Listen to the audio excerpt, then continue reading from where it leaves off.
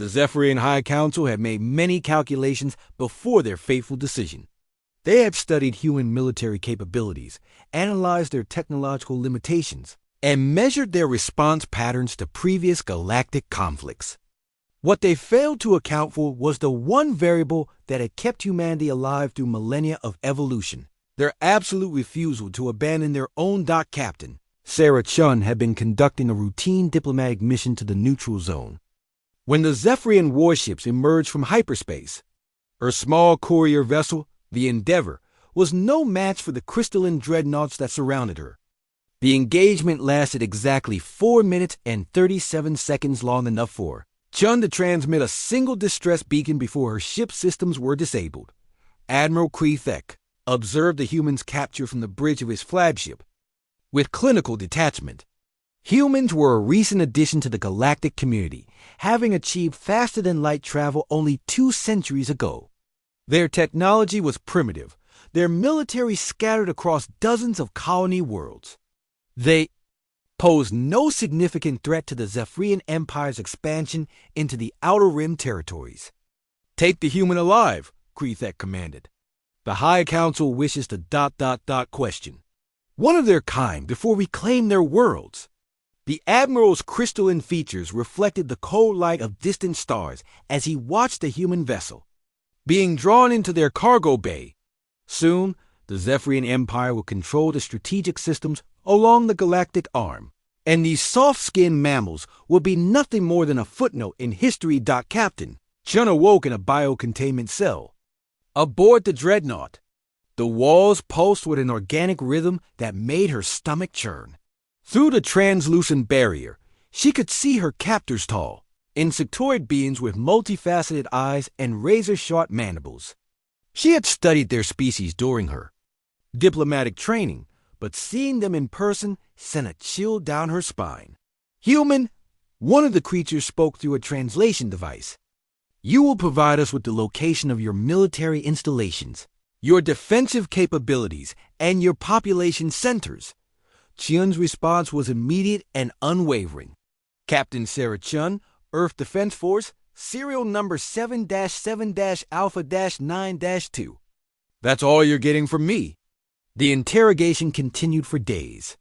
The Zephyrians employed various methods, some technological, others more primitive.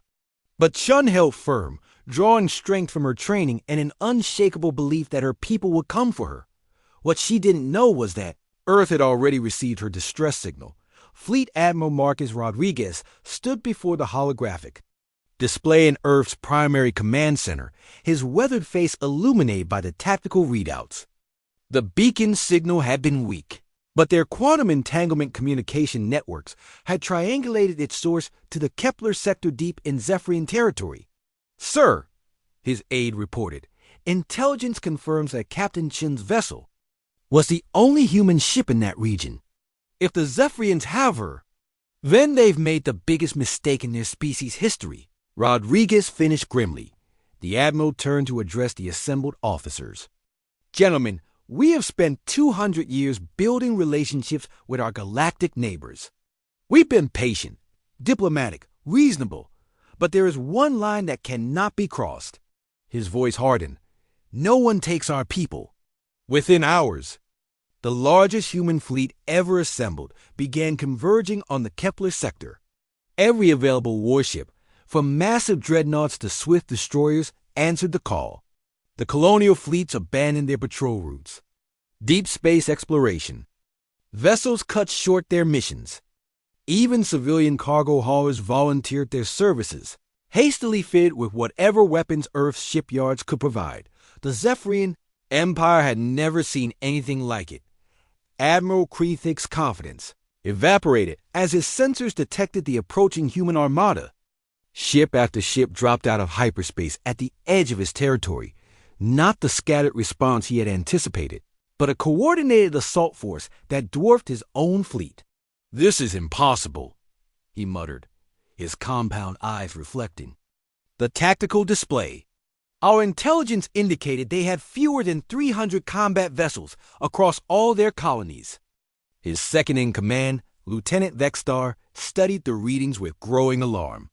"Sir, We're detecting over 800 vessels and counting. Many appear to be civilian craft, but they're all armed. The human fleet's commander opened the communication channel, and Admiral Rodriguez's stern face appeared on the Zephyrian view screen. "This is Fleet Admiral Rodriguez of the Earth Defense Force. You are holding one of our people prisoner. You have exactly 1 hour to return Captain Chun unharmed, or we will demonstrate why humanity survived on a world that actively tried to kill us for millions of years." Krethik attempted to project strength he no longer felt. "Admiral, you are outnumbered and outgunned. Withdraw your forces, or no." Rodriguez's interruption was absolute. "You don't seem to understand. We didn't come here to negotiate. We didn't come here to posture. We came here to bring our people home.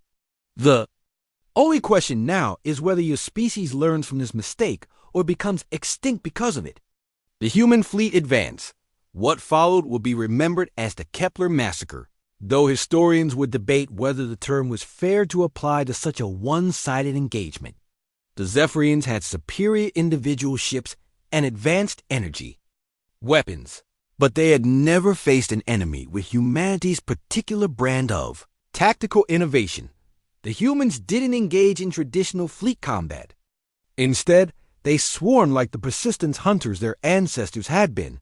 Civilian vessels, their cargo bays filled with kinetic projectiles, acted as mobile artillery platforms.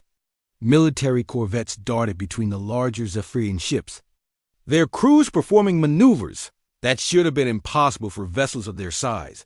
And when conventional weapons weren't enough, the humans resorted to ramming attacks, turning their own ships into guided missiles piloted by volunteers, who viewed their sacrifice as the highest honor within 6 hours.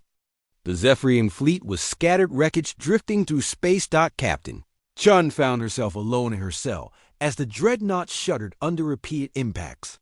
The organic walls had turned a sickly yellow color, and she could hear the alien equivalent of alarms throughout the ship. When the cell's barrier finally failed, she emerged to find the corridors filled with acrid smoke and the bodies of her captors. She made her way to an escape pod just as the Endeavor's sister ship, the Perseverance, docked with the dying dreadnought. The rescue team that greeted her wore the uniform of Earth's most elite special forces. "Captain Chun?" The team leader's voice was professional but warm.